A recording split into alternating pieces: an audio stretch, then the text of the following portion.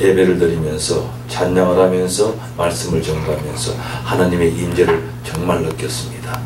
예배 가운데 하나님의 임재를 느낄 때가 있고 느끼지 못할 때가 우리에게 종종 있습니다.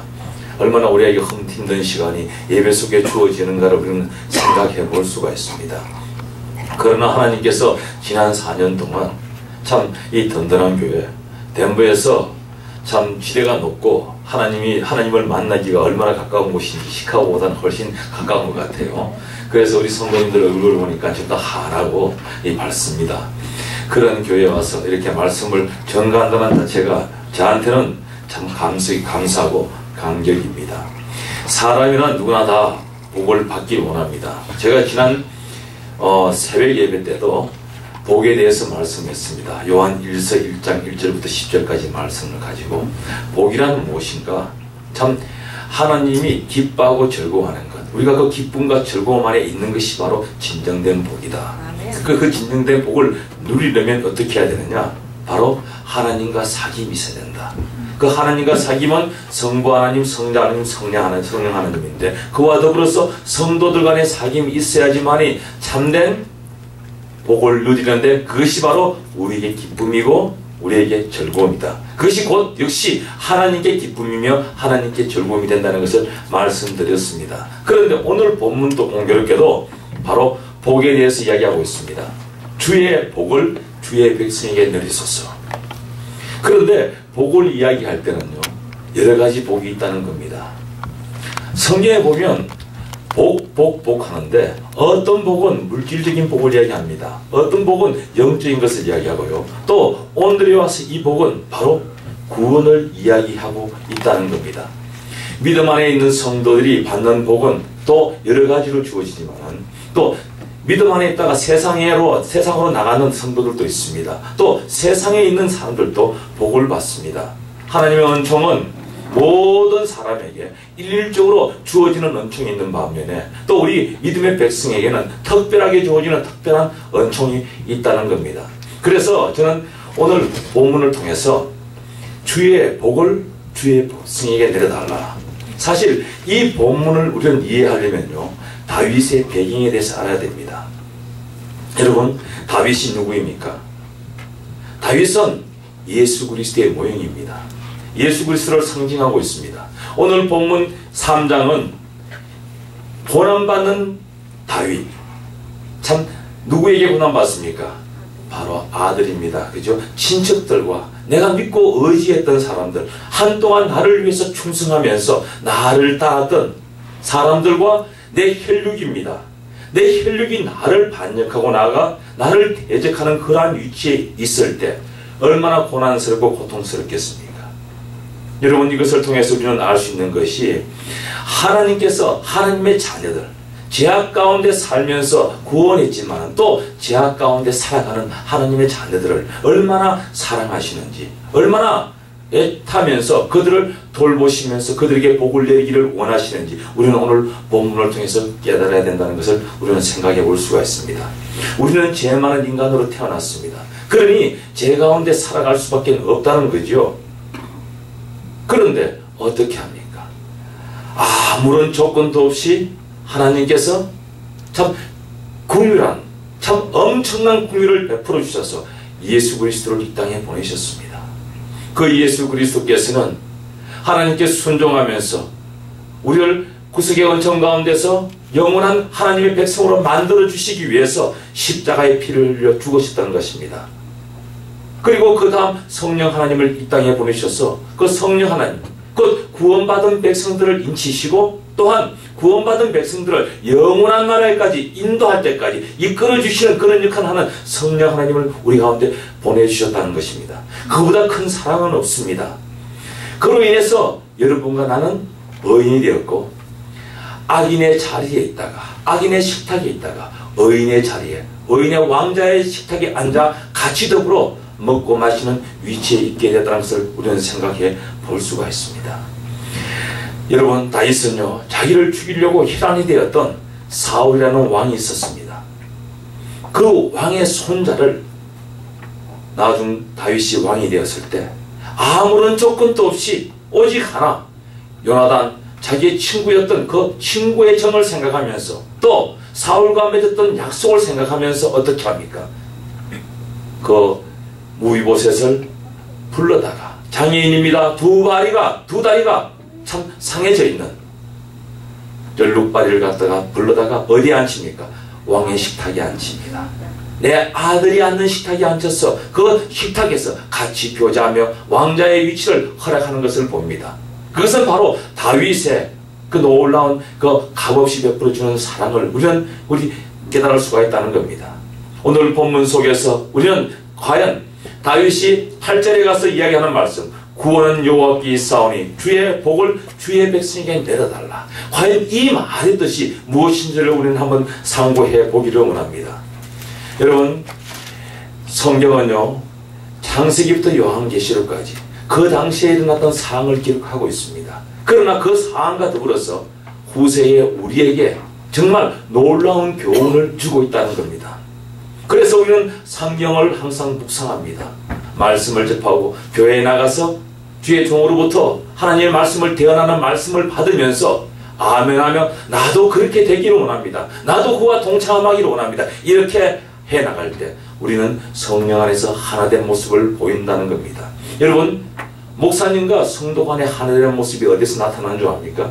설교 시간에 말씀을 전가할 때 아멘 할 때 나타납니다. 아멘 자체가 나도 그렇게 생각합니다. 나도 당신과 같습니다 라는 그런 의미를 갖고 있기 때문에 우리는 하나되라고 우리에게 성경은 가르치고 있는데, 여러분, 아멘 하면서 하다하는 가운데 주의 은혜가 우리 가운데 넘칠 줄 믿습니다. 아멘. 다윗에게는 아들이 여러 명 있었습니다.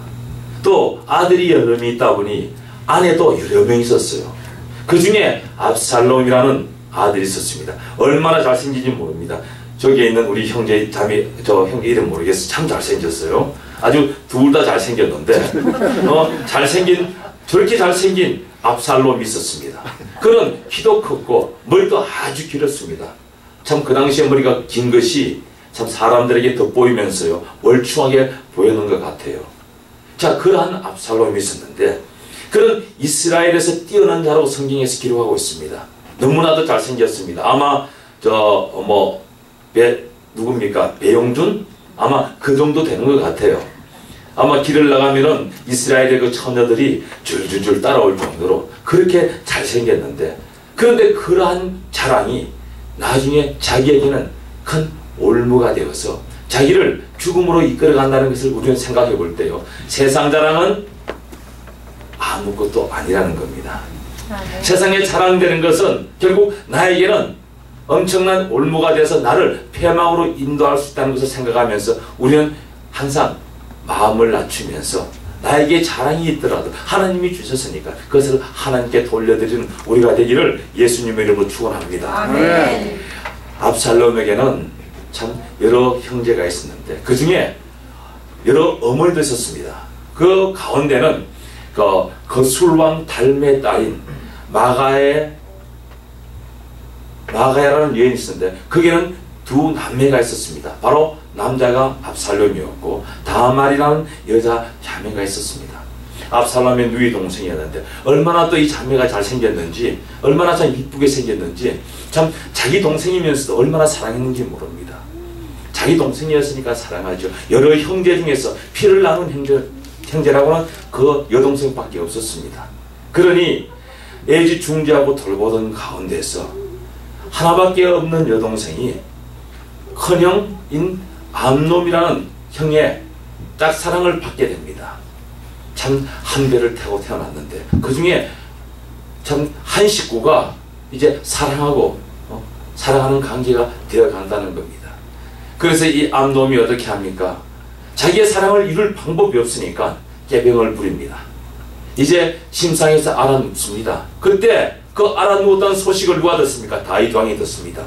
아니, 우리 집의 아지가 장남이 알아누웠어? 그래, 그렇게 하면 어떻게 하면 좋냐? 그에게 무엇을 하면은 그 아이가 일어나서 마음껏 활동할 수 있겠냐고 묻습니다. 그때 이 암놈은 아버지에게 얘기합니다.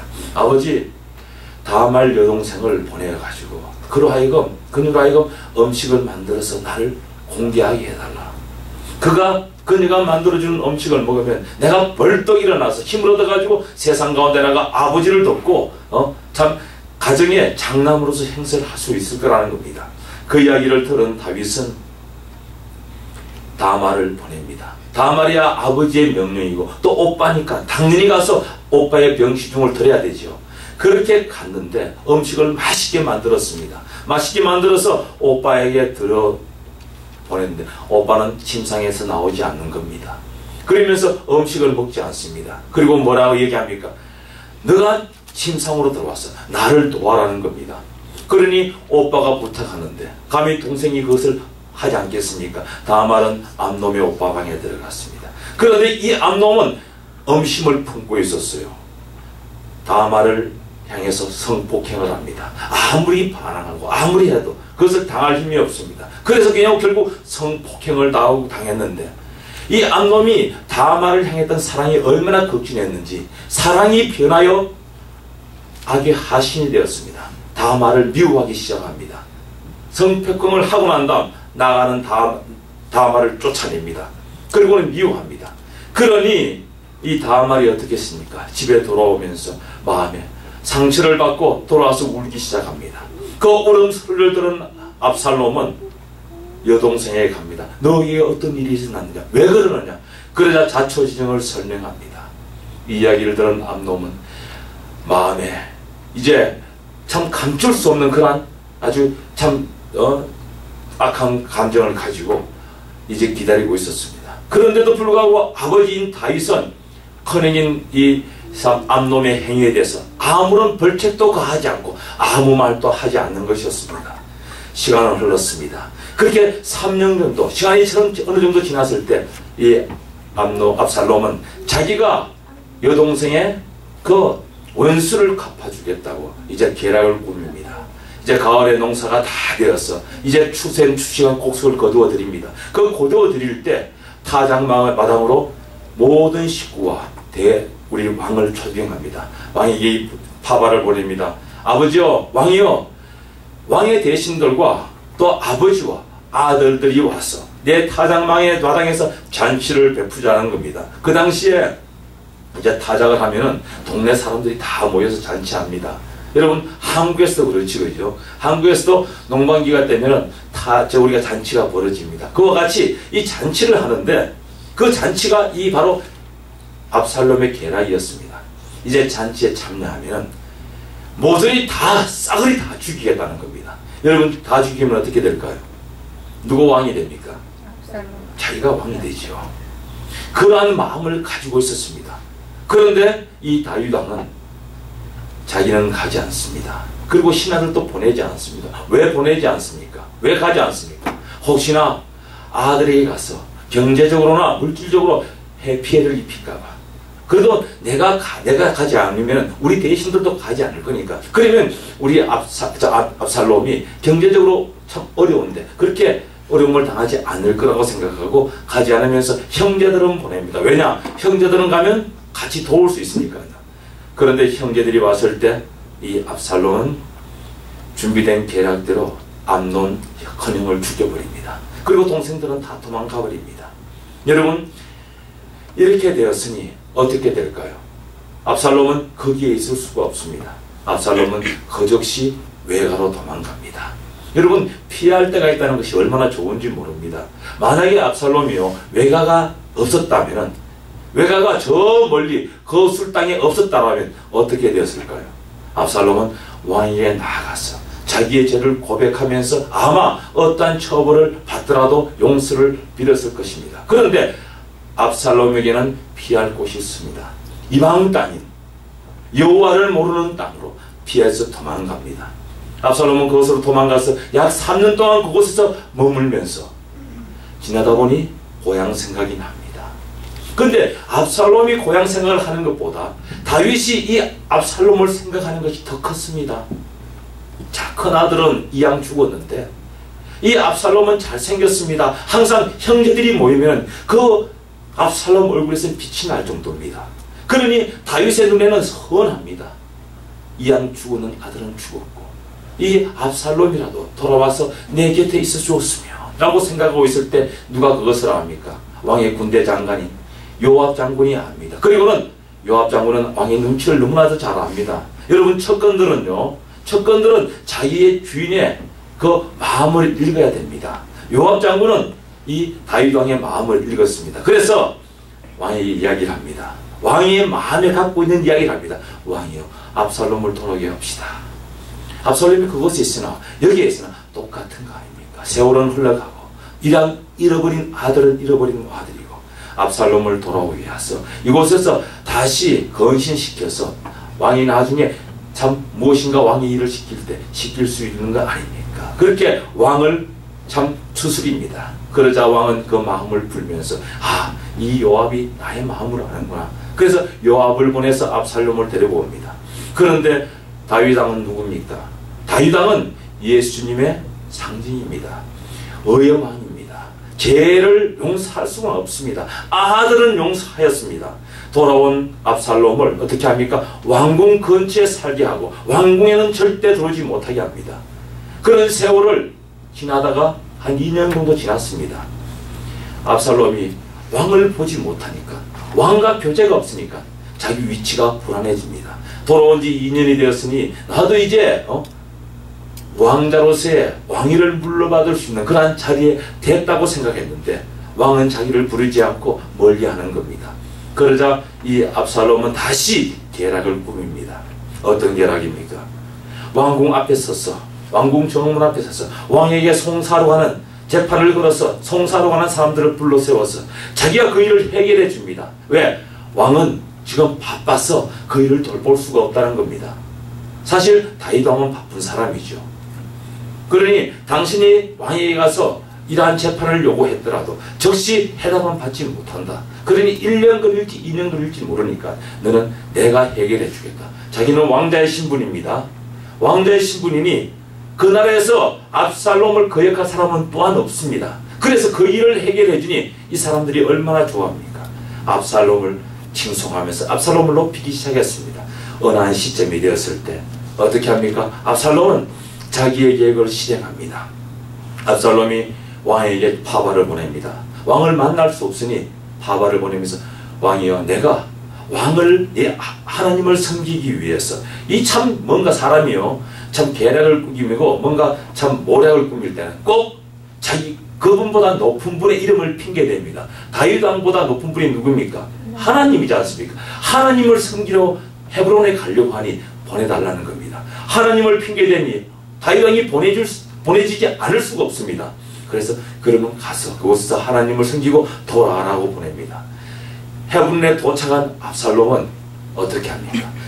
그에 도착하자마자 선포합니다. 내가 이제 이스라엘의 왕이라는 겁니다. 그 이야기를 들은 많은 사람들 중에 압살롬에게 은혜를 입은 사람은 다 압살롬에게 갔습니다. 그리고 또 누가 갔습니까? 다윗 왕 밑에서 있던 많은 사람들이, 충성스럽게 일하던 사람들이 압살롬에게 붙어버렸습니다. 왜 붙었을까요? 여러분, 우리는 이것을 통해서요 정말 참 놀라운 것을 볼 수가 있습니다. 오늘 다윗이 3장 1절에 보면 이렇게 합니다. 여호와여, 나의 대적이 어찌 그리 많은지요. 일어나 나를 치는 자가 많다고 얘기합니다. 사실은 다윗을 대적하는 사람들은 너무나도 많습니다. 이방 나라요, 또 적국의 나라들은 다 다윗을 대적하면서 다윗과 전쟁을 했습니다. 그런데 오늘 본문 속에 보면 많은 사람이 나를 대적하여 말하기를 그는 하나님께 구원을 받지 못했다. 이 말씀은 멀리 있는 다른 이방 나라가 아니라 바로 이스라엘 안에 있는 나를 따르던, 나에게 충성을 맹세하고 따르던 이스라엘 백성 중에 일부가 저 다윗 왕은 하나님께 버림받은 자야. 지금 저기에 헤브론에 새로운 이스라엘의 왕이 세워졌어. 그의 아들이 왕위를 가지고 있다고 얘기합니다. 그리고 거기로 가는 겁니다. 그러니 어떻게 했습니까? 하나님께 도움이 없다. 참 가슴 찢어질 얘기입니다. 하나의 모략에 의해서, 잘못된 것에 의해서 자기의 왕권이 지금 흔들리고 있습니다. 여러분, 왜 다윗은 이렇게 많은 사람들에게 지금에 와서 버림을 받다시피 버림을 받을까요? 사람은요 누구를 따라다닐 때는 그 사람에게 이유가 있어가 따라다닙니다. 그죠? 이유가 없이, 여러분 이유가 없이 교회에 오지는 않았을 겁니다.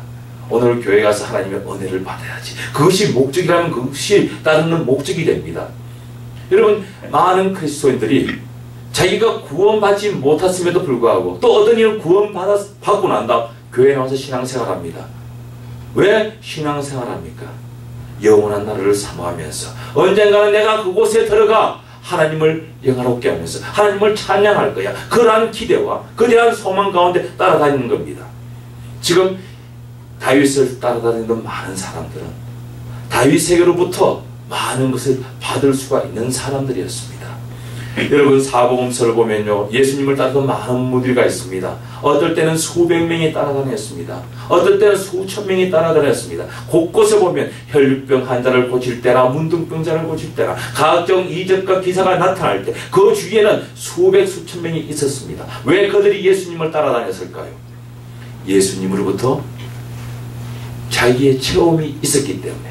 오병이어의 기적이 나타날 때 바로 5,000명, 7,000명 되는 사람이 왜 예수님 주위에 있었습니까? 그들이 예수님으로부터 먹을 것을 공개받을 수가 있었기 때문입니다. 무엇인가 채워지지 않으면요, 불만이 쌓이기 시작합니다. 그 불만이 쌓이기 시작되면 결국 어떻게 될까? 폭발해서 결국 참 엄청난 해를 가지고 오는 것을 봅니다. 마태복음 4장 18절 보면 베드로의 이야기가 나옵니다. 저는 베드로를 터치하고 싶은 마음은 없습니다. 베드로가 과연 믿음 때문에 예수님을 따랐을까요? 엄청난 얘기를 제가 지금 하고 있습니다. 베드로는 예수님께서 고기 잡는 어부였습니다. 내가 너로 사람을 내게로 인다는 어부가 되게 하리라고 따라오라 그랬습니다. 그런데 누가복음 5장을 보면요, 베드로를 찾아가신 예수님입니다. 베드로가 뭘 하고 있었습니까? 누가복음 5장에 보면 베드로가 갈릴리 호수에 나가서 그물을 던지고 고기를 잡았지만 잡지 못하고 돌아와 그물을 깃고 있었습니다. 다시 이제 나가서 고기를 잡기 위해서 깃고 있을 때 예수님께서 찾아오셔서 예수님께서 얘기합니다. 그물을 가지고 배를 타고 저 깊은 곳으로 가라. 그리고 내가 지적하는 곳에 그곳에 가서 그물을 내려라. 이 베드로는 그 말씀에 순종했습니다. 왜? 자기의 목적은 고기를 많이 잡는 겁니다. 지금 한 마리도 잡지 못해서 우리 가족들의 생계가 지금 위험한 지경에 되어 있는데, 여러분 그건 앞으로라도 잡아야지요. 그래서 그 말을 의지하고 나가서 그물을 내렸는데 엄청난 고기가 잡혔습니다. 그물을 끌어올릴 수가 없습니다. 그러니 어떻게 합니까? 그때 놀랍니다. 이 베드로는 깜짝 놀라면서 그리고 물 밖으로 쫓아나와서 예수님 발 앞에 엎드립니다. 예수님, 나를 떠나십시오. 나는 죄인입니다. 그런데 예수님께서 베드로를 떠났습니까? 만약에 예수님께서 베드로를 떠나지 않았다면 누가 떠나야 됩니까? 베드로가 떠나야 됩니다. 그런데 떠나지 않았습니다. 왜요? 수백 마리의 고기가 잡히는데 왜 떠납니까? 그죠? 안 떠났습니다. 그런데 그 가운데 베드로는 나는 죄인입니다. 이 고백이 있습니다. 나의 생명이 바로 당신에게 있다는 것을. 베드로는 먼저 이것이 첫 번째 만남이 아니었습니다. 두 번째 만남이었습니다. 베드로에게는 동생이 있었습니다. 안드레라는 동생이 찾아와서 형님, 저게 참 이런 분이 계시는데 한번 가보자 해서 먼저 가서 예수님을 배웠던 분입니다. 예수님을 만났던 상이었습니다. 그래서 두 번째로 예수님께서 이 누가복음 5장에 베드로를 찾아오셨을 때 베드로에게 말을 건넬 때 바로 베드로는 그 말씀에 순종할 수가 있었다는 겁니다. 여러분, 경험이 없어요. 순종한다는 것은 상당히 힘이 듭니다. 어떤 그 대단한 결단을 요구합니다. 베드로가 나를 떠나서서 내가 죄인으로 서이다 말을 할 때 벌써 예수님에 대해서 미리 어느 정도 알고 있다는 것을 우리는 생각해 볼 수가 있습니다. 그리고 또한 이렇게 따르는 무리가 있는 반면에 따르지 않냐는 무리가 있습니다. 예수님을 대적하고 죽이려 했던 사람들이 있습니다. 누구였습니까? 대제사장들과 또 많은 유대 간원들이었습니다. 왜 그들은 예수님을 죽이려고 했습니까? 예수님으로 말미암아 자기의 이익과 근세에 많은 지장을 가져오니까요. 예수님이 있음으로 말미암아 나에게 찾아오던 그러한 유대의 백성들이 예수님께로 간다는 겁니다. 여러분, 편사하는 겁니다. 땅 따먹게 하는 겁니다. 지금 우리가 살아가는 이 세상은요, 모두가 다 땅 따먹게 하는 세상입니다. 네가 이기든지 내가 이기든지, 아니면 네가 지든지 내가 지든지입니다. 그래서 그러다 보니 어떻게 될까요? 한쪽으로는 쏠리는 현상이 있습니다. 교회도 그렇지 않습니까? 사실은 교회가요, 영적으로 봤을 때 분명히 본질을 따라가는 교회를 따라가야 됩니다. 결국 끝에 가서는 그 교회가 승리하고 그 교회가 주님으로부터 쓰임받게 되는데, 많은 사람들은 지금 현재 눈에 보이는 것을 쫓아갑니다. 저 교회 가니 내 필요가 채워진다는 겁니다. 남성교회 가니까 남자들도 많고 같이 골프도 칠 수 있고 같이 테니스도 칠 수 있고 같이 운동할 수 있고, 저 교회 가보니까 여성교회가 빵빵합니다. 아주 내노라는 사람이 다 모였습니다. 거기에 끼어 있으면 나도 빛이 날 것 같으니까요. 또 아이들은 보니까 프로그램이 잘 되어 있습니다. 뭐 SAT 클래스부터 시작해서 쭉 되어 있으니 그곳에 가서 우리 아이를 넣으면 성적이 올라갈 줄 알았습니다. 그래서 찾아가는 것이 교회였습니다. 지금 그러한 상황 속에서 나름의 쏠림의 현상이 생깁니다. 그러나 우리의 삶은요, 현재 것이 문제가 아니라 미래가 문제라는 겁니다. 앞으로 10년, 20년 후에 내가 주님 앞에 갈 때 어떠한 모습으로 갈 것인가를 생각할 때 내 필요를 채워주시는 것이 어딘지를 생각해야 된다는 겁니다. 그게 얼마나 중요한지 모릅니다. 내가 주님 앞에 갈 때 주님께서 나는 너를 도무지 알지 못해 라고 이야기했다면, 내가 수십 년 동안 열심히 섬기면서 열심히 나가서 봉사했는데 결과가 뭐냐는 겁니다. 누구에게 가서 원망하시겠습니까? 압살롬은 아버지가 자신의 필요를 채워지지 않고 있다고 생각하고 있었습니다. 아버지의 사랑을 모르고 있었어요. 아버지가 암놈을 심판하든지, 아니면 지금 내가 나를 불러가지고 왕궁 옆에서 2년 정도 두고 봤으면 이제 나를 왕궁으로 불려들어서 아버지의 식탁에 앉게 해야 되는데 누구를 앉힙니까? 무비보셋, 그 쩔름발이 아무런 설득도 없고 아버지를 죽이려고 했던 사람의 손자였는데 그 사람을 테이블에 앉히는 겁니다. 얼마나 화나겠습니까? 내 같아도 화납니다. 나는 친자인데 아무런 관계도 없는 사람을 식탁에 왕국에 있는 왕자들이 먹는 식탁에 앉히고 나를 멀리하는 겁니다. 그러니 어떻겠습니까? 이 압살롬은 반역을 깨했다는 겁니다. 그래서 사람은요, 자기의 필요를 채워주는 곳에 찾아갑니다. 그런데 궁극적인 필요가 뭔지를 깨닫는 것이 우리 성도의 지혜입니다.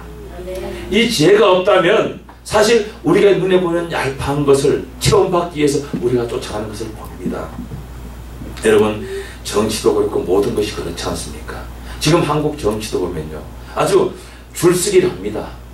이제 박근혜 쪽으로 줄을 섭니다. 또 안철수가 또 뜨고 있으니까 안철수 쪽으로 줄을 섭니다. 아니, 이러한 세상을 보면서 정말 세상은 타락되었고 세상은 정말 믿지 못할 곳이 세상이라는 것을 생각해 볼 때 교회 안에 세상이 들어오면 안 됩니다. 우리는 무엇을 가져야 됩니까? 오직 믿음입니다. 여러분, 다윗의 아들 중에서 솔로몬 아들이 있고 르호보암이 있었습니다. 여러분, 르호보암 때 결국 유대 나라는 둘로 나누어집니다. 왜 나누어집니까? 솔로몬 왕이 왕위를 르호보암에 넘겨주고 가자, 이제 많은 지파에 있는 원로들이 이 르호보암 왕을 찾아갑니다. 찾아가서 왕에게 간곡히 부탁합니다. 그들은 다 장로들이고 그들은 다 참 정말 연로한 분들입니다. 근데 젊은 왕에게 찾아서 부탁합니다. 왕의 아버지께서, 선친께서 이 나라를 다스릴 때 우리가 얼마나 고통받은지 모릅니다. 나라를 확장하기 위해서 노예를 불러내었고 또 나라를 확장하기 위해서 많은 세금을 거두어들였습니다. 그러니 왕이여, 왕은 선정을 베푸십시오. 왕의 선친께서 이렇게 많은 부를 이루어 놨으니 왕은 그것을 유지하면서 백성들을 돌보는 왕이 되어달라고 부탁합니다. 그런데 이 르호보암은 자기들의 친구들을 불러놓고 물어봅니다. 어떻게 하면 좋냐고. 그러자 친구들이 뭐라고 얘기합니까? 젊은 사람은 항상 욕심이 있습니다. 만족함을 못 느낍니다. 그런데 50이 넘어가면 만족하면 거의 사라집니다. 저도 사실 교회를 개척할 때는 아주 시카고에서 큰 교회를 만들어야지 이렇게 생각했는데 지금은 뭐 한두 명이도 좋습니다. 하나님 저 사람만 올바로 제자를 만들어서 저 사람이 하늘나라에 가고 저 사람을 통해서 또 많은 사람들이 제자가 나오고 저 사람들의 후손을 통해서 저도 지금 우리 젊은 아이들을 위해서 포커스를 두고 있습니다. 꼬마도 저는 반깁니다. 왜? 그 아이들이 올바르게 예배드리는 모습이 나타납니다. 우리 저기에 누굽니까? 소피 보세요. 소피 큰 교회 가면 전 아이들은 애들 방에서 뛰어놀기 바쁩니다. 어디 예배를 드립니까? 지금 어릴 때부터 예배 드리는 것을 배우고 있다는 겁니다. 얼마나 좋은지 모릅니다.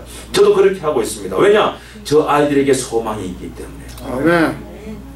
그런데 이 로보암은 친구들을 불러놓고 물어볼 때 친구들은 이야기합니다. 아닙니다. 이 나라로 만족해서는 안 됩니다. 더 큰 나라를 만듭시다. 더 확장하자는 겁니다. 솔깃하지요.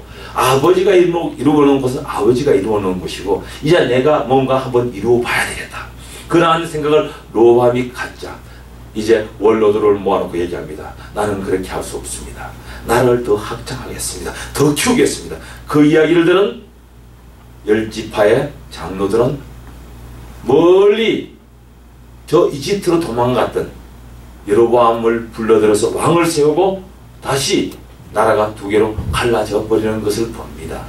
여러분 어떨 때는 이렇게 참 필요를 요구할 때 그 필요를 우리가 채워줄 수 있는 그러한 우리가 돼야 됩니다. 교회에 가요. 여러분 교회는 힘이 없을 때가 있습니다. 그러나 그 없는 힘을 가지고 세상에 나가 세상의 필요를 채워준다면 어떻게 될까요? 교회를 향해서 칭송하면서 하나님께 영광 돌리고 돌아올 사람들이 많습니다. 첫째 우리가 할 수 있는 일이 무엇이겠습니까? 나아가서 전도하는 겁니다. 세상의 필요가 세상에 저들의 필요를 알지 못합니다. 저들이 깨닫지 못하고 있지만 우리는 알고 있기 때문에 하나님이 원하고 시고 있기 때문에 우리가 나가서 전도하면서 우리는 그들을 이끌 수밖에 없다는 겁니다.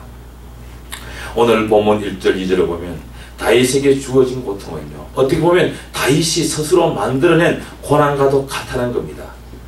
어찌했든 간에 사랑하는 아들이 반역하고 수정까지 따르던 사람들이 머리를 들고 대적하는 겁니다. 그런데 그러한 고통 속에서도 다윗은 하나님을 향해서 자신의 신앙을 3절부터 고백하는 것을 봅니다. 3절에 뭐라고 얘기합니까? 여호와여 주는 나의 방패시오 나의 영광이시오 나의 머리 드시는 자니시다. 주님은 나의 주인이라는 겁니다. 하나님은 내가 지금 현재 쫓기는 신세요 어려움 당하는 신세지만은 그러나 하나님은 나의 주인이었습니까? 다른 많은 사람들이 다윗에게 하나님이 떠났다 하더라도 그렇지 아니한 것 아닙니까? 라고 이야기하면서 하나님은 바로 나의 소유주입니다. 내 몸뚱아리나 내 모든 것은 바로 하나님이 주인이라는 것을 지금 이야기하고 있습니다. 그것을 어디에서 볼 수 있습니까? 바로 나의 영광이시여 글로리 나의 영광이 되신 하나님 내 갖고 있는 모든 이 영광은 하나님 거고 과거에도 그렇고 지금 또 하나님 거라고 다윗은 고백하고 있습니다. 많은 대적들이 수많은 대적들이 하공을 향해서 하살을 쏩니다. 누구를 향해서? 바로 다윗을 향해서요. 그 많은 하살들이 다윗을 향해서 날라오는데 그 하살 한 하살도 다윗의 몸에 박히지 않고 하나님이 방패가 되어서 그것을 막아주는 것을 우리는 본문에서 볼 수가 있습니다. 그리고 이 가운데는 우리가 무엇을 알 수 있습니까? 사단은요 우리의 죄와 허물을 가지고 항상 우리에게 하살질을 하고 있다는 겁니다. 너 어제 그 일을 행했지. 너 악한 마음 품었지. 너 더러운 마음은 품었지. 라고 하면서 우리를 향해서 하살질을 하고 있을 때 우리는 하나님은 우리의 방패가 되시기 때문에 그 하살은 우리를 어떻게 할 수가 없습니다. 여러분 마틴 루터가 종교에 갈 때 어떻게 했습니까? 기도하는데 사탄이 나타났습니다. 사탄이 나타나서는 마틴 루터에게 너도 죄인이지 않냐? 죄인인 너 주제에 네가 무슨 종교개혁을 한다고 이렇게 책망할 때 마틴 루터는 낙심하면서 주저앉았습니다. 그런데 그의 눈앞에는 바로 예수 그리스도의 십자가와 보혈이 보여졌습니다. 여러분, 우리의 방패는요 바로 십자가입니다. 아멘. 지금 여기에 방패라는 것은 다윗에게는 방패였습니다. 그러나 우리에게는 바로 십자가라는 겁니다. 그 십자가에 뭐가? 예수 그리스도의 보혈이 덮여져 있고 발려져 있고, 그 보혈이 바로 나를 덮어주고 나를 보호하는 그러한 역할을 하고 있습니다. 바로 그래서 다윗은 하나님은 나의 상급이시고 나의 영광이라고 부르짖고 있습니다. 그리고 4절에 보면 내가 부르짖음에 하나님께서 성산에서 응답하신다. 여기에 우리의 교회의 모습을 찾아보아야 됩니다. 여기에서 4절에서 우리 교회의 모습을 찾아보지 못하면 우리 교회에 대한 바른 이해를 가질 수가 없습니다. 여러분, 지금 다윗이 4절에 보면 내가 나의 목소리로 여호와께 부르짖니 그의 성산에서 응답하셨다. 바로 하나님의 산에서 우리가 기도할 때 그곳에서 응답이 있다는 겁니다. 교회는 응답이 있는 곳입니다. 여러분, 아브라함이 이삭을 바쳤던 곳이 모리아 산이었습니다. 그리고 또 모세가 하나님께로 시킴을 받은 곳이 호렙 산이었습니다. 그 당시에 하나님을 예배하는 곳은 바로 산이었습니다. 그러다가 어떻게 되었습니까?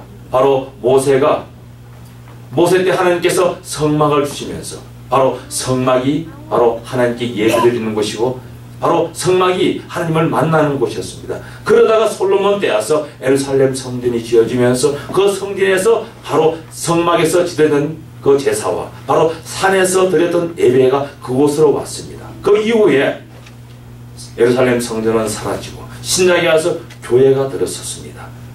교회가 어떤 역할을 할까요? 바로 모리아 산의 역할을 하고 호렙 산의 역할을 하고 바로 성막의 역할을 하면서 예루살렘 성전의 역할을 하는 것이 바로 교회가 되었다는 것을 여러분 믿으시기 바랍니다. 바로 교회는 하나님의 응답이 있는 곳입니다. 교회는 하나님께서 미리 준비해 주시는 곳입니다. 아브라함이 이삭을 바치려고 모리아 산에 올라갔을 때 하나님은 미리 수양을 준비해 놓고 계셨습니다. 하나님은 여러분에게 여러분 오늘 또 와서 창립 4주년 기념 예배를 드리면서 분명히 여러분의 사랑과 여러분의 헌신과 또 여러분이 그 4년 동안 지켜왔던 것에 감사한 마음에 헌금을 하나님께 드릴 것입니다. 그 헌금이 여러분이 준비하셨습니까? 여러분이 준비한 것이 아니라는 겁니다. 하나님께서 여러분에게 주셔서 준비시켜 주셔서 그것을 가지고 오늘 예배에 여러분은 나오셨다는 것을 고백해야 됩니다. 바로 성산은 하나님의 응답이 있는 곳입니다. 성산은 바로 하나님께 예배드리고 하나님께 기도하면서 하나님께 나아가는 곳입니다. 그런데 여러분 어디에서 부르짖어야 될까요? 바로 교회에 나와서 부르짖어야 됩니다. 그러니 새벽기도 나와라, 새벽기도 나와라 목사들이 하는 얘기가 이구동성 그렇게 얘기합니다. 왜? 이곳에 나와 기도하며 이곳에 나와 부르짖을 때 바로 다윗이 응답받았던 응답이 여러분과 나의 응답이 된다고 이야기하고 있다는 것입니다. 여러분 이런 가운데서 예수님께서 다윗은 이렇게 얘기합니다. 5절 보면 내가 누워 자고 깨었는데 누워 자고 깨었다. 여러분 누웠다는 것은 무엇을 뜻하겠습니까? 죽음을 의미합니다. 깨었다는 것은 살아나는 것을 의미합니다. 그러니 우리가 어떻게 해야 될까요? 사나 죽으나 내가 주의 것이라는 겁니다. 사나 죽으나 살 때도 주의 것이요 죽을 때도 주의 것이라. 또한 더불어서 하나님께서 우리에게 평강을 주심으로 말미암아 편안히 자고 편안히 깨는 것을 또한 이야기합니다. 이것은 하나님이 나를 인도하는 것, 이 세상 삶을 살아가면서 인도하고 마지막 죽음이 이르렀을 때도 나를 인도하고 또 성령님께서 나를 하나님 보좌에까지 옮겨주셔서 그곳에서 하나님을 만나고 하나님을 예배하게 하는 것이 바로 이곳에서 일어나고 이곳에서 된다는 겁니다. 여러분 절대 권능자의 보호하심 이거 놓쳐버리면요 세상 것 다 놓쳐버립니다. 집에서 예배드려도 올바른 예배를 드리면 됩니다. 그러나 하나님께서 항상 지정한 곳이 있습니다. 그래서 성산이라고 하는 것입니다. 산은 많습니다. 거리신산 여기도 보면 덴버에도 산이 많죠. 저는 덴버의 아키 산맥이 5밖에 모릅니다. 그러나 아마 이 산 저 산 많을 겁니다. 그러나 그 가운데 어떠한 산을 주셨다는 겁니다. 그것이 뭡니까? 바로 든든한 교회라는 겁니다. 아멘. 덴버에 교회가 많습니다. 그러나 나에게 성산으로 주신 곳은 바로 이 교회라는 것을 여러분 마음에 두시고요. 이 교회에 나와서 내가 기도의 눈물을 뿌리리라. 내가 기도의 눈물을 쏟으리라, 내가 기도의 부르심을 이곳에서 하리라 결단할 때 하나님은 여러분의 기도를 응답하시면서 여러분을 통해서 교회의 부흥을 이루어 주신다는 겁니다. 아멘. 여러분, 교회 부흥은 목사가 하는 거 아닙니다. 솔직히요, 성도들이 교회를 부흥시키는 겁니다. 교회를 부흥한다고 해서 아주 숫자가 10명에서 20명, 20명, 40명 그걸 이야기하는 거 아니에요. 제가 이야기 드리는 부흥은 우리의 심령의 부흥입니다. 이것이 되어질 때 교회가 외적 성장이 있는 거지, 부흥이 주어지지 않고 외적 성장은 주어지지 않습니다. 그래서 내가 주님 앞에 바로 설 수 있도록, 내가 부흥할 수 있도록 하나님 나를 주장해 주세요. 나를 맡기는 곳이 바로 교회라는 것을 생각해 봐야 됩니다. 그리고 6절 보면 이렇게 얘기합니다. 천만인이 나를 에워싸 진쳤다고 얘기합니다. 여기 천만인은 천만 명을 이야기한다고 저는 생각하지 않습니다. 10만 명을 이야기한다고 생각합니다. 다윗의 주위에는 1000만 명이 아니라 10만 명이 10억 명. 자, 1000에 10,000명이면 어떻게 될까요? 1000 곱하기 만 얼마 되지? 아니 1000을 그지? 1000만 명에 10,000명을 1000만 명이 10,000명, 그렇게 많은 숫자도 우리 주위에 에워쌌다 하더라도 다윗은 이야기합니다. 뭐라고 얘기합니까?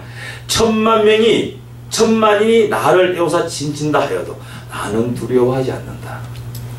엄청난 신앙을 갖고 있습니다. 그런데 이 신앙이 누구의 것입니까? 이 신앙이 누구의 것입니까? 대답하시는 분이 없다. 내 것이라는 겁니다. 내 것. 이 신앙이 내 것이 돼야지. 왜 다윗을 보고 있습니까? 이 말씀은 다윗이 아니라 내가, 다윗이 왜 이 글을 갖다가 얼마나 고통 속에 있는데 이 글을 남겼습니까? 우리를 위해서 남겼다는 겁니다. 네가 뭐로 다윗이지 않냐? 네가 지금 우리의 삶의 사짐을 당하지 않았느냐? 네가 지금 세상에 잘 나간다고 하지만 때가 되면 우리의 상음을 당할 것이다. 그러니 미리 예배하고 준비하면서 기도하면서 신앙생활을 올바르게 하라는 겁니다. 그런데 8절에 보면요, 7절에 보면 그렇게 이야기하죠. 여호와여 일어나소서, 나의 하나님이여 나를 구원하소서. 주께서 나의 모든 원수의 뺨을 치시며 악인의 일을 꺾으셨나이다. 꺾으셨다는 겁니다.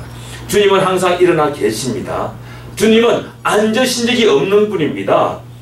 여러분, 주님은 지금 하나님 보좌 우편에 앉아 계시지만은 스데반이 순교할 때 주님은 일어나셨습니다. 지금은 누가 우리 가운데 와서 서 계십니까? 바로 성령님이 와서 서 계시다는 겁니다. 여러분 주위, 오늘 이 예배 가운데도 우리 성령님은 자정하셔가지고 예배를 받으시면서 여러분의 표정 하나하나 다 관찰하신다는 겁니다. 아, 저 사람이 과연 주인공이 될 수 있을까? 아, 저 사람 오늘 엑스트라로 교회 예배 참석했어. 저 사람은 그냥 관객으로 참석한 거야. 저 집사가 오늘 주인공이구먼. 성령님은 이 가운데서 예배를 받으시면서 다 체크하고 있다는 것을 생각해 봐야 됩니다. 하나님께서 나를 구원하여 주시지 않으면 나는 아무런 소용이 없습니다.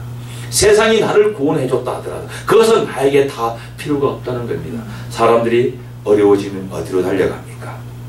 사람에게로 달려갑니다. 여러분, 사람에게로 달려가고 또 사람에게 의지해서 아무 소망이 없다는 겁니다. 지금 다윗은 주님이 나를 구원해 달라고 간구하고 있습니다. 그리고 8절에 가서 주님은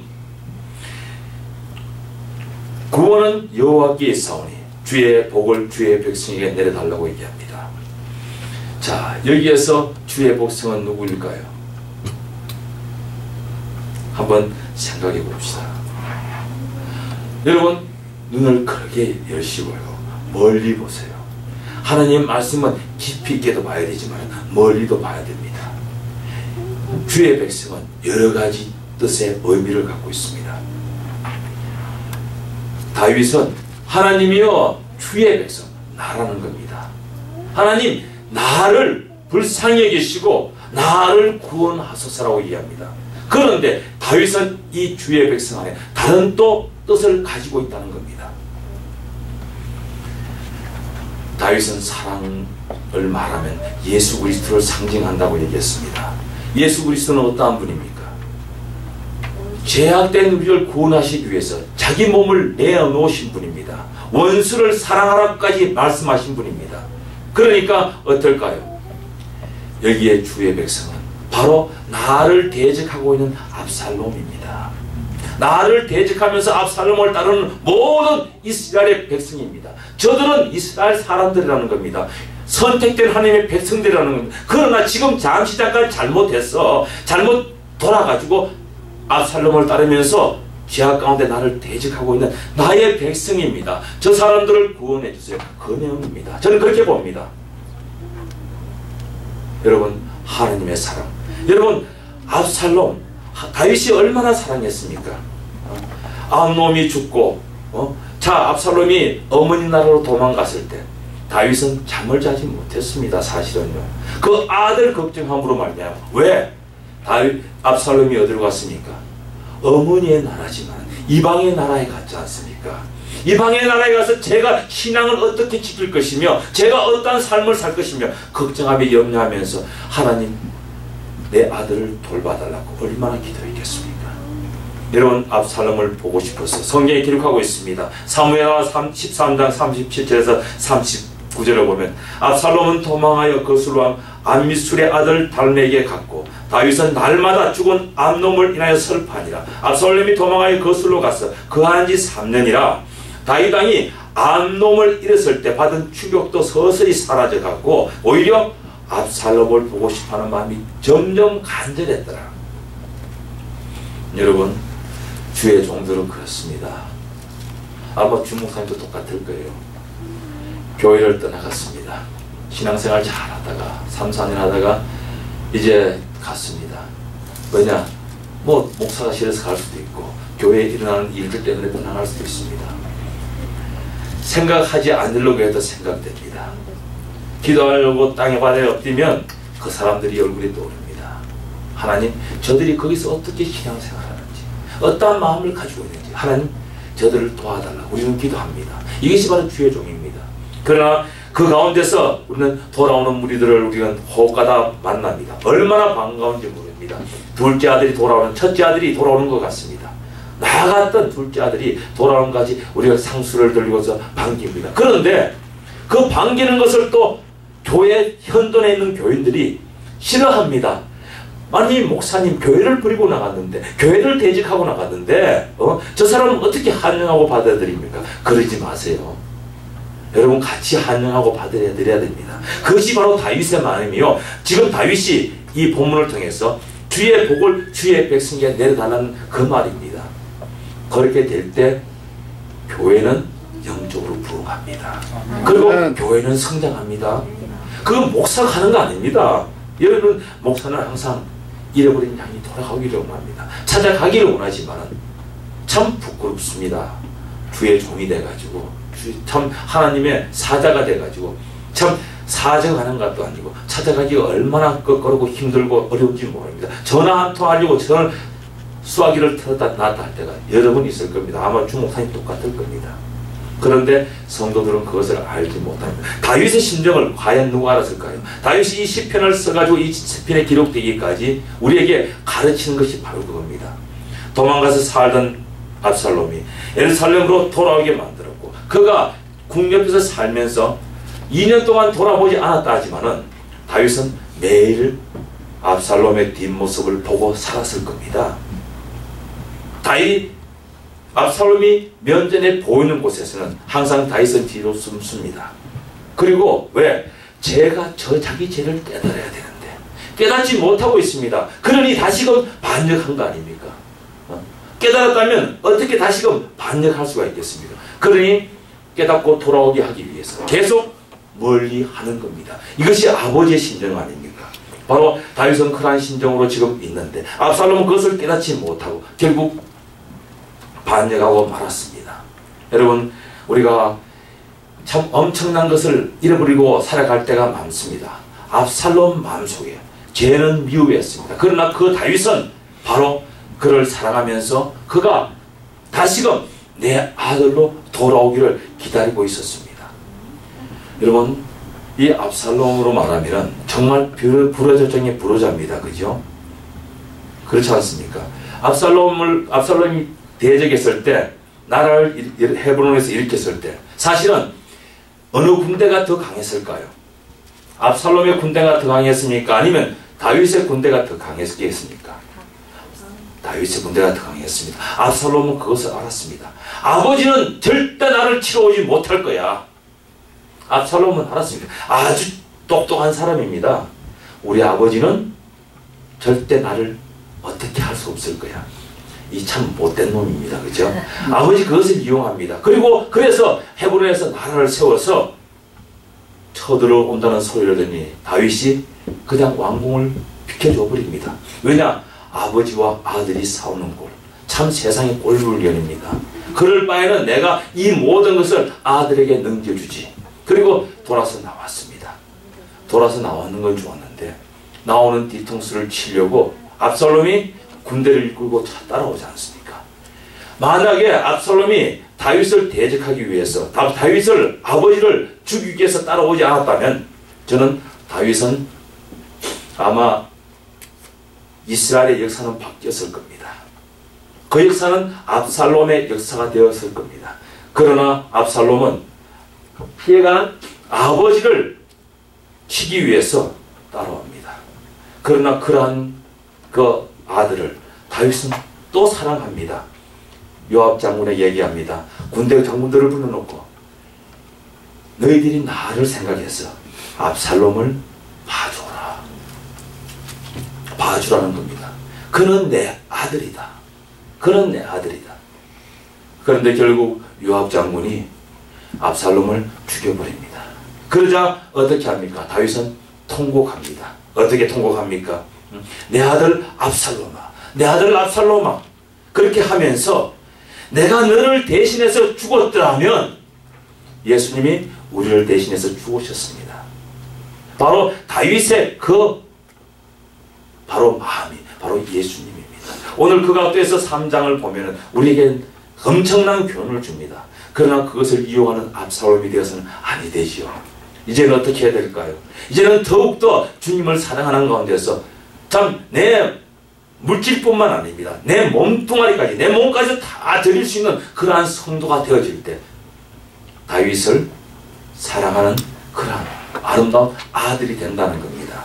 여러분, 엄청난 고난 속에서 자기 백성이 되었고 또 자기 백성으로 돌아올 것을 기대하면서 그 백성을 축복하는 다윗왕.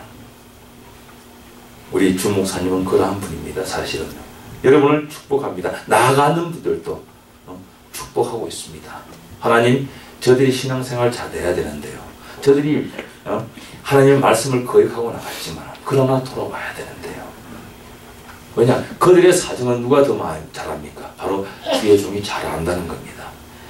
하나님은 이 세상을 구원하시기 위해서 이 땅에 오셨습니다. 참 정말 엄청난 죄를 짓고 엄청난 타락된 모습 속에 살아간다 하더라도 하나님은 항상 두 손을 벌리면서 돌아와라, 돌아와라 기다리는 분입니다. 하다못해 가지고 예수님은 70번에 70번이라도 네가 죄를 지었다면, 진정으로 돌아온다면 100번의 죄를 지었던 490번의 죄를 내가 다 받아준다. 너희들도 그렇게 받아주라고 우리에게 가르치는 모습 속에서 우리는 돌아오는 자를 환영하고 받아야 됩니다. 아마 이 덴버 던던한 교회를 거쳐 지나간 우리 성도들이 이 덴버 땅에 여러 명 있을 것입니다. 또한 우리 주목사님은 지난번 있던 교회에서 오시는 성도들을 오지 말라고 얘기를 하더라고요. 저 예배 때도 보니까 저는 한 사람이라도 와서 같이 말씀의 잔치를 베풀었으면 좋겠는데 또 오는 거 좋지만 그분들이 또 다시 왔으면 은혜 받고 본 고향 자기 아버지를 찾아온 그러한 사정이면 받아주면 좋겠는데 다시 돌아간다는 얘기를 듣고 참 좋은 분이구나. 내 같으면 다 오라 그럽니다. 근데 어떻게 했든 간에 여러분이 그러한 심정을 가지시길 바랍니다. 여러분 주위에 집 나간 집사님들이 계십니다. 하나님의 집을 나간 집사님들이 지금 방황하는 분들이 있습니다. 여러분이 찾아가세요. 여러분이 어루만져 주세요. 바로 시편 3편을 들고 가서 하나님은 이러한 분입니다. 우리 교회는 이러한 교회입니다. 우리 목사님은 이러한 분입니다. 우리가 돌아와서 같이 하나님을 예배하자고 이렇게 해야 될 것입니다. 이렇게 될 때 우리는 내가 먼저 소생합니다. 내가 먼저 영적으로 성장하면서 아주 반석에 세워지는 그러한 놀라운 일이 일어납니다. 하나님은 우리를 먼저 세우시기를 원합니다. 아멘. 절대 장자의 직분은요, 장자가 내어준다고 해도 내어주는 것이 아닙니다. 하나님께서 장자의 직분을 내어주게 할 때 내어주는 거지. 제가 목사인데 우리 성도님한테 목사 자리를 준다고 해서 여러분 목사가 되는 건 아니에요. 여러분이 지금 집사지 않습니까? 여러분이 만약에 장로면은 내가 장로인데 장로에 해당하는 그러한 권세와 힘을 성도들에게 준다고 해서 그것이 그 성도의 것이 됩니까? 아니라는 겁니다. 그러니 여러분의 자리는 공고합니다. 아주 여러분은 주님께서 하시고 담임 목사님께서 다 하십니다. 그러니 여러분은 다른 사람들을 돌아볼 수 있고 다른 사람들을 이해할 수 있고 다른 사람들을 이끌 수 있는 그러한 자가 되어야 됩니다. 그러한 자가 될 때 정말 이 든든한 교회는 5주년, 6주년, 7주년, 8주년 가면 갈수록 정말 이 소문난 교회 참 든든해져서 하나님의 영광 돌리는 그러한 교회가 될 것입니다. 다 같이 기도합시다. 사랑해 주님 감사합니다. 하나님께서 부족한 종에게 은혜를 주셔서 참 시편 3편의 말씀을 깨닫게 하시고 또 우리 참